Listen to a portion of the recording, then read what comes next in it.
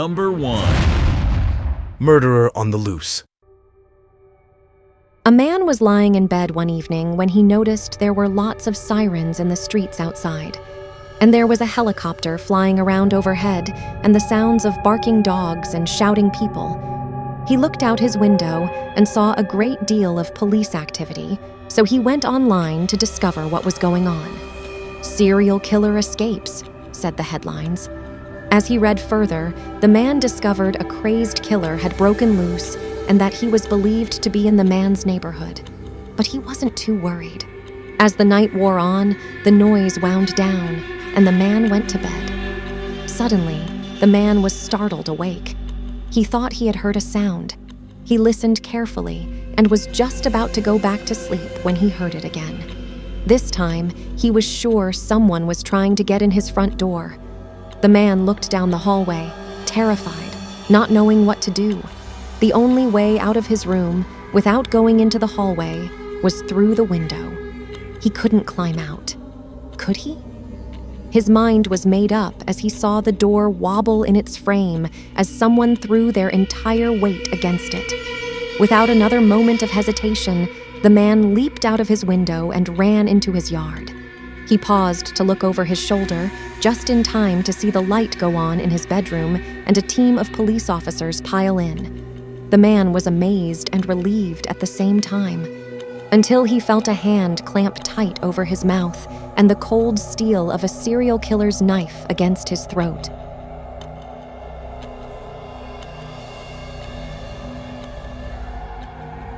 Number 2. The hitchhiker. A man moved to a small town and slowly got to know a few of his new neighbors. He soon learned that most of the residents believed that one of the roads out of town was haunted, but he didn't believe in ghosts, so he never asked why. One day, the man went to visit a friend in another town. He was enjoying his visit so much that he ended up staying later than he had planned. By the time he left for home, it was way past midnight. There was no moon that night, and once he left the town limits, the only lighting came from his headlights. Soon it began raining, and the rain made it even more difficult to see. As a result, it was almost too late to brake when the man saw the woman on the road. He jammed his foot hard to the floor, and the car swerved in the road before coming to a stop just inches from her legs. Normally, the man would have driven off again, but it was so late and the weather was terrible. He decided to offer the woman a ride. She got into his car, took off her wet hoodie, and held her hands up to the vents to capture the warmth. When they reached town, the woman directed him to her home, thanked him for the ride, and went inside. When the man got home, he discovered she had left her hoodie in his car. He thought about driving back to her house, but it was so late that he decided to go inside to bed and return the hoodie the next day. The next morning, he drove back to the house where he had dropped her off, walked to the door, and rang the bell. An older woman answered the door, and he handed her the hoodie. "I gave your daughter a ride home last night, and she left this in my car," he said. The woman began to cry. "My daughter was killed by a hit-and-run driver many years ago," she said. "It happened on the road into town, and she was wearing a hoodie just like this one."